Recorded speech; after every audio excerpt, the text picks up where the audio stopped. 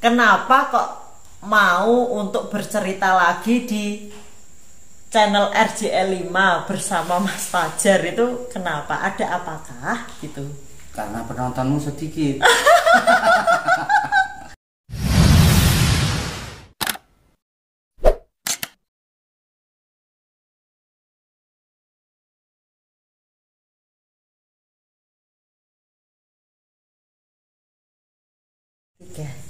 Salam Lestari. Halo lor, kembali lagi di Dia Tomblok Channel. Masih bersama saya Dia dan Mas Bojo, Mas Alex Pujiwinarto.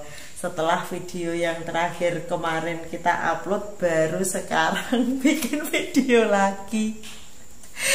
Maaf banget ya lor. Jadi kalau kemarin itu saya bisa pulang seminggu 2 kali, tapi ini sudah mau mendekati PON, jadi pulangnya seminggu sekali.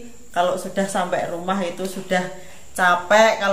Kalaupun bisa bikin video juga ngeditnya juga susah karena jadwal latihannya itu padat banget, udah sehari 3 kali. Jadi kadang waktu istirahat untuk tidur itu juga berkurang. Nah kalau misalnya mau riwa-riwi juga jaraknya jauh, mau kontak Mas Alek gitu juga kayaknya kok aneh juga bikin konten Mas Alek di Purwodadi, aku di Bandungan gitu ya Mas. Nah selama di Bandungan ngelatih PON itu ternyata Mas Alek kemarin tuh kedatangan tamu dari RJL 5 ya Mas. Iya. Malah Mas Alek bikin konten sama RJL 5 jadi narasumber. Nah kayaknya malam ini tayang ya Mas? Iya. Malam Jumat ini ya tayang ya. Aku malah belum lihat ya. Mas, sebelum tim dari RJL 5 datang, itu kan jenengan jatuh toh. Iya. Benerin listrik ya. Benerin listrik, jatuh terus kakinya retak. Ya, pergelangan sebelah kiri ya. Lah itu gimana Mas? Berarti kan untuk naik gunung itu kan akan terkendala. Iya, kemarin sempat konsultasi sama temen yang jadi dokter, kayaknya akan lama pulihnya karena sudah tua. Tua toh. Tubuhnya itu tidak memproduksi zat kapur lagi. Ya sempat ini juga sih, aku nggak bisa jalan ketika ini kaki masih pincang gitu, terus tergoda gendong cucu tuh anaknya si Garuda. Aku gendong sampai depannya tetangga sebelah itu sudah nggak bisa jalan lagi. Enggak lagi. Tapi sekarang sudah baik. Kadang-kadang gini loh, perasaan itu sama real itu beda. Jadi kayak waktu gendong cucu itu rasanya kuat, ini kan cucu kayak boneka imut gitu ya. Enggak taunya bukan imut tapi amit-amit gitu. Amit-amit jadi kaki enggak lagi. Amit-amit karena ternyata berat manusia ya. Berat ternyata dan enggak bisa jalan lagi. Tapi sekarang kayaknya itu sudah agak mending lah. Ya masih pincang tapi kalau pelan-pelan mungkin bisa. Mau digendong lagi? Gendong apaan? Kemarin waktu nggak bisa jalan habis jatuh, sampai harus digendong ke kamar itu. Yang gendong siapa? Kamu. Kamu kan porter. Termasuk porter orang. Perdebatan.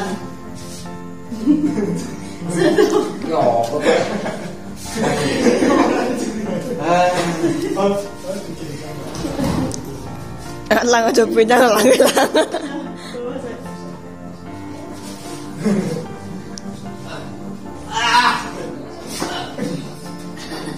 Pegangan yang kenceng Pak. Hai Mbak Ayu.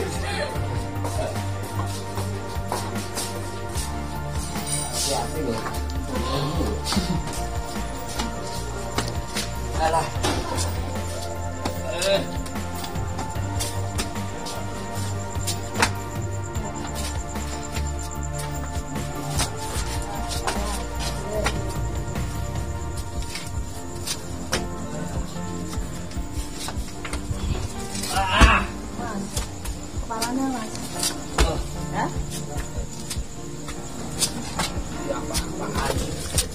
Mas,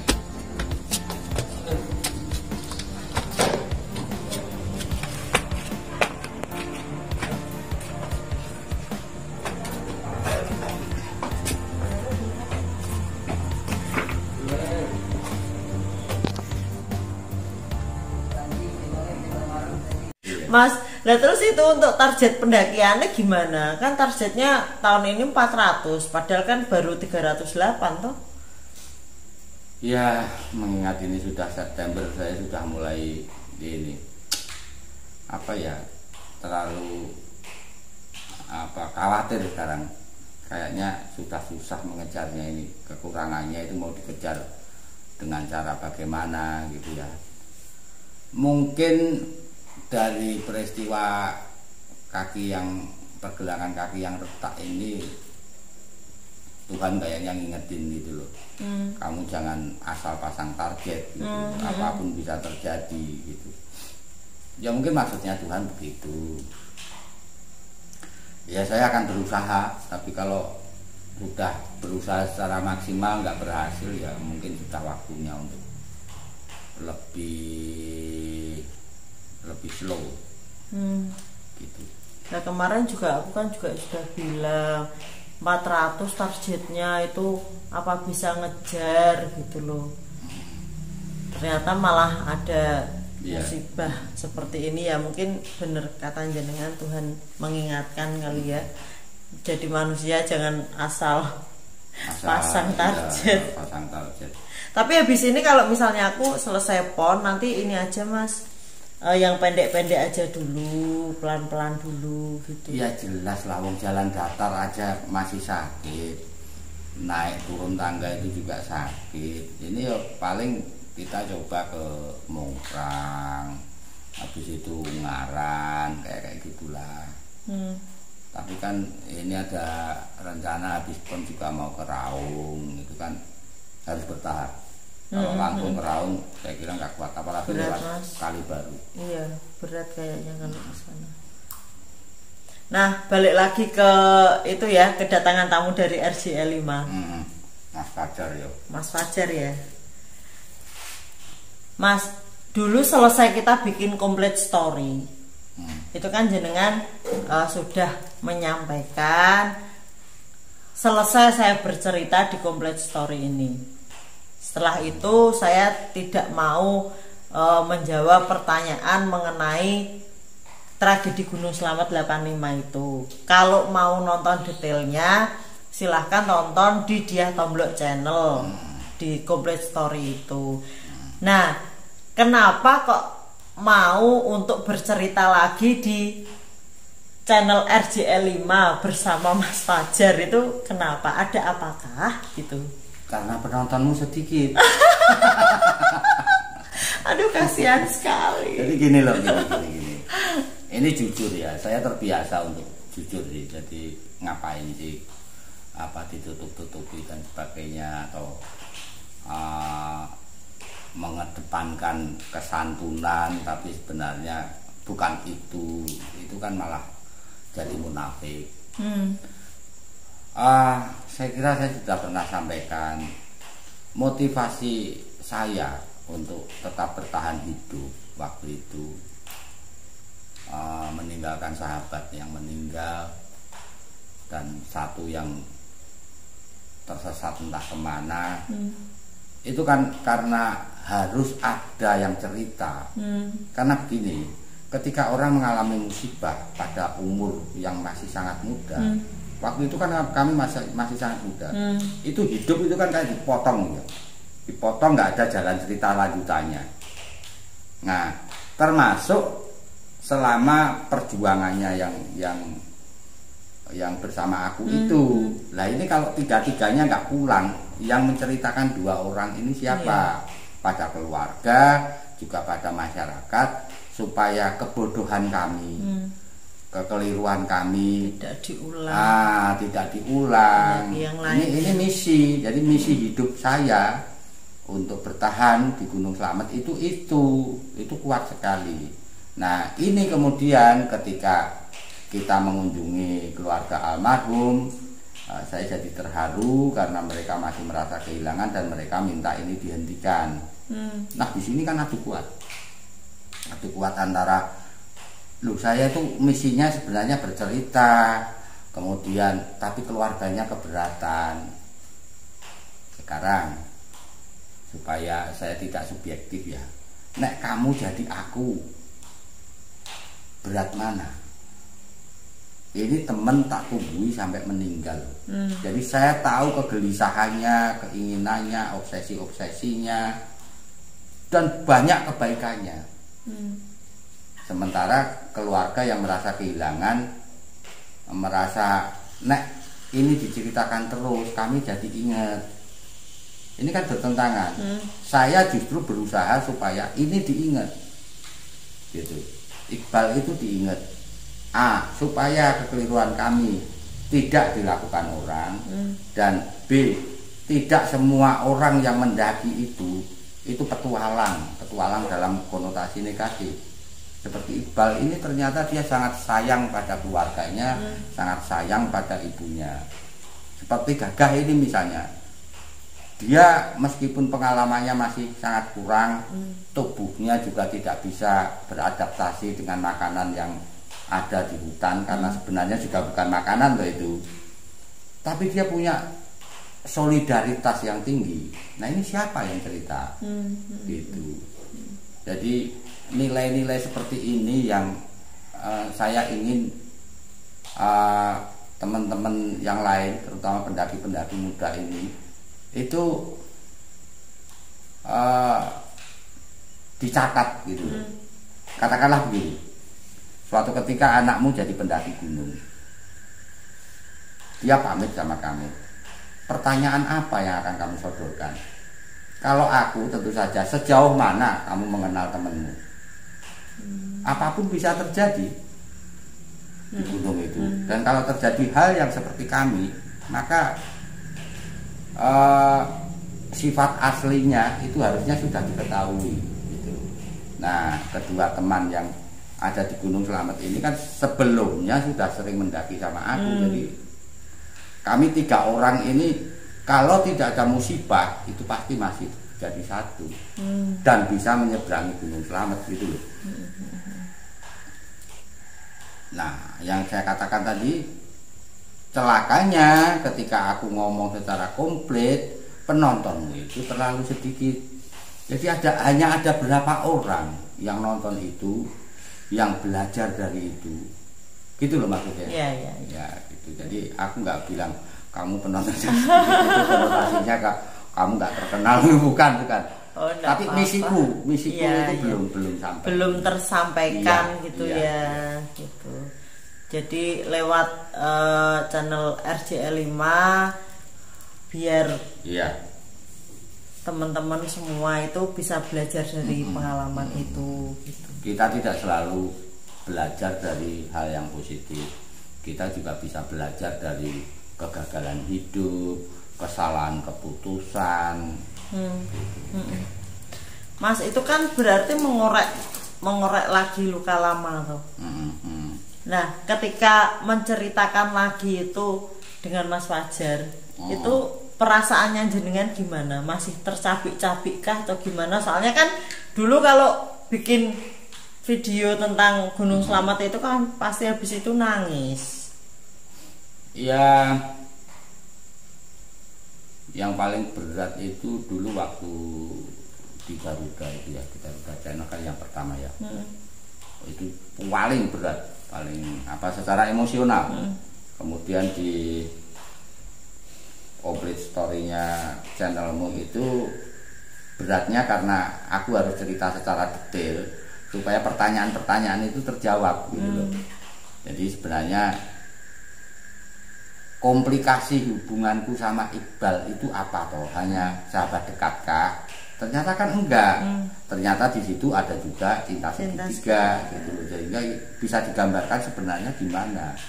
Kenapa ada tuduhan polisi bahwa saya bisa jadi membawa teman-teman saya ke hutan untuk dikorbankan atau apapun, itu karena polisi menemukan buku harian saya yang antara lain menyebut tentang cinta segitiga itu. Ini harus diterangkan karena ini medsos gitu loh.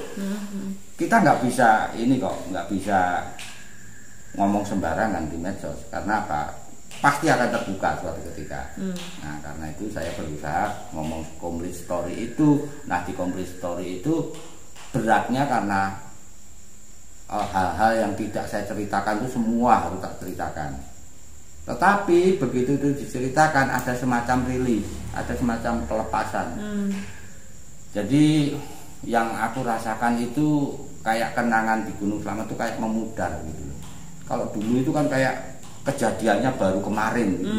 Jadi sangat membekas. Aku kalau disuruh cerita tentang jam-jamnya aja mungkin bisa. Itu sekitar jam sekian terjadi. Sekarang itu kayak memudar gitu. Terus trauma-trauma itu juga banyak yang hilang, nggak muncul lagi. Misalnya gini, ada lagu tertentu yang kalau aku dengerin pasti nangis. Itu toh dulu juga sudah tak sebut. Nah sekarang enggak. Terus kalau mendaki gunung itu ya, saya pasti ingat kedua teman itu. Ini sekarang juga enggak begitu lah, enggak begitu. Kecuali mendaki gunungnya di gunung yang berhubungan sama dia, misalnya pernah mendaki ke situ atau mengalami titik krisis, misalnya kena hipo. Nah, kena hipo kan ingat, wah aku juga dulu pernah kena hipo waktu bertiga di Gunung Slamet di puncaknya. Nah, seperti itu. Jadi memudar. Nah, setelah ketemu Mas Fajar dengan RJL 5-nya ini lebih memudar lagi. Jadi aku menganggap itu ya peristiwa biasa, musibah biasa. Bukan sesuatu yang apa ya dalam tanda petik wingit. Jadi gini, kemarin aku itu kalau sama Gunung Slamet itu seperti kayak dia ngajarin aku tentang banyak hal, tentang survival, tentang binatang hutan, tentang apa. Tapi ada rasa gondok gitu. Di sini tuh ada rasa sebel. Seolah-olah bahwa gunungnya itu telah menelan temanku. Nah sekarang itu juga memudar gitu. Jadi saya mulai bisa melihat bahwa semua gunung itu sebenarnya netral. Apa yang membuat kehilangan itu ya karena memang ada kehendak Tuhan di situ, ada takdir. Mas, sekilas ya tadi aku kan belum lihat full. Yang di RJL 5 itu kan baru lihat pembukanya toh, terus kan tak lihat komennya. Itu kan ada yang bilang ini hoak, masa orang tersesat 14 hari. Lah itu tanggapannya jenengan gimana Mas? Itu dipin loh kayaknya sama RJL 5-nya. Apa setiap hal harus aku tanggapi? Kan tidak. Kan begini. Ada orang cerita bahwa dia habis ketemu seorang superstar papan atas. Tadi ketemu aku makan bakso di situ. Ya orang bebas percaya dong. Saya juga bebas percaya untuk bohong. Oh ya, atau oh ya, itu bebas.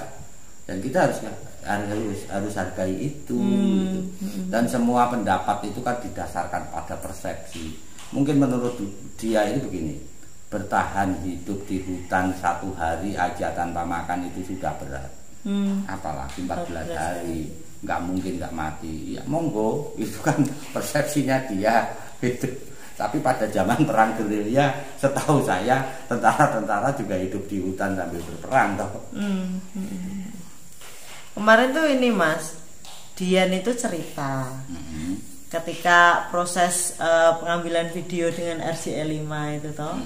Nah itu Mas Fajar sempat nyeletuk bilang baru kali ini loh ada narasumber yang komplit dengan foto-foto, bukti fotonya gitu. Nah lah ya itu maksudnya Mas Fajar aja bilang gitu, masih ada yang bilang hoak gitu loh. Enggak apa-apa, seperti itu tadi lah, itu bebas kok orang berpendapat gimana. Kita harus terbiasa untuk menerima pendapat orang lain. Begitu Mbak Dia. Saking ini loh jarang ketemunya, jadi saya kurang akrab sama dia. Manggilnya Mbak Dia.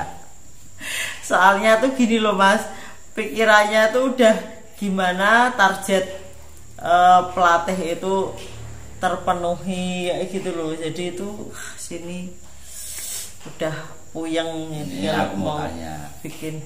kalau pikiranmu kamu penuhi dengan target, apakah targetnya tercapai? Ya belum tentu. Enggak, jawab aja. Pikiranmu itu penuh dengan target. Apakah dengan demikian target itu terpenuhi? Enggak.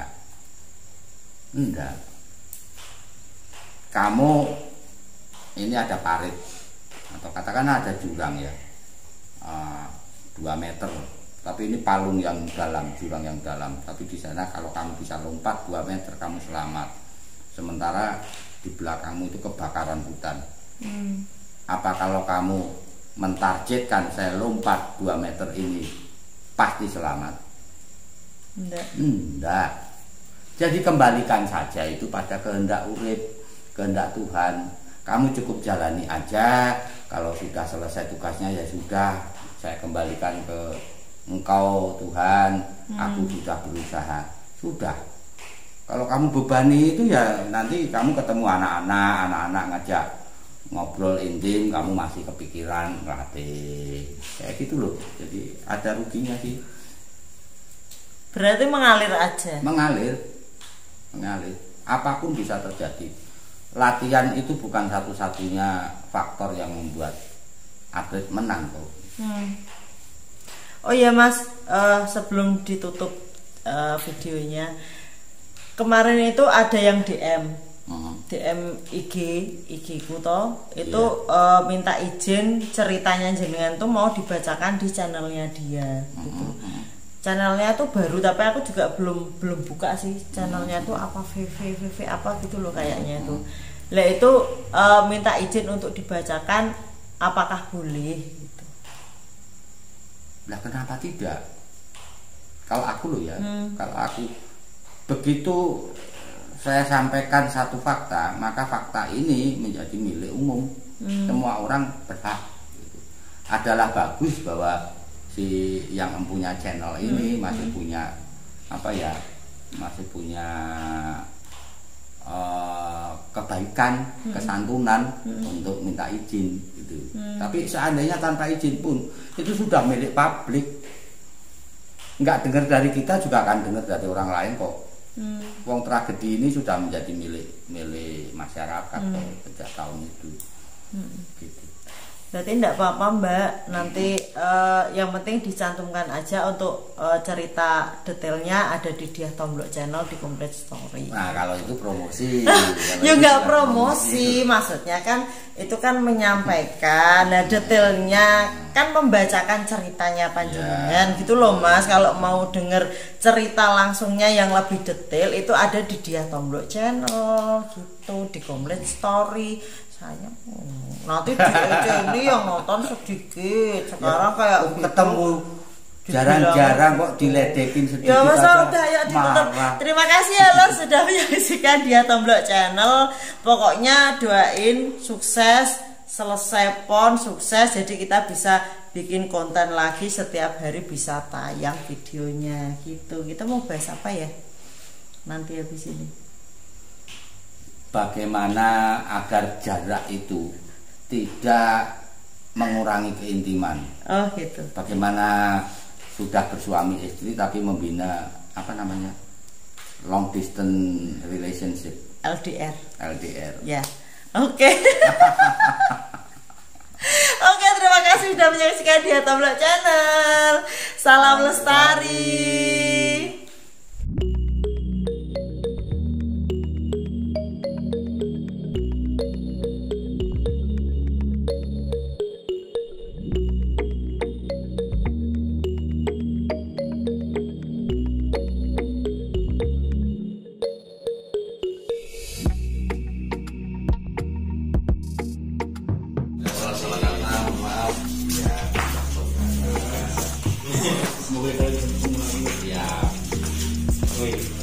kasih kalau sampai ayo lah kita lah yang video-video